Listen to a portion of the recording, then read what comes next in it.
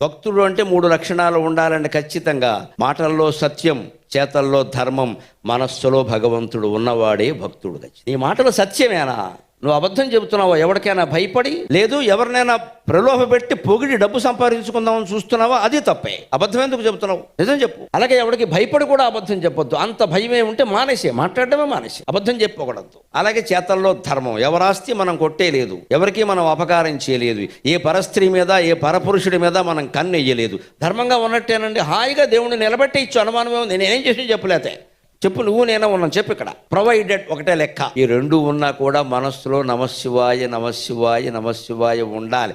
ఎందుకంటే సత్యానికి ధర్మానికి శక్తి అంతా దేవుడి నుంచే వస్తుంది, మామూలుగా రాదది. అంచేత మనం ఎంత గొప్ప వాళ్ళమైనా సత్యానికి ధర్మానికి కట్టుబడినా ఎంత వస్తున్నా ఛార్జింగ్ వేరే ఏంటంటే నమశివాయ.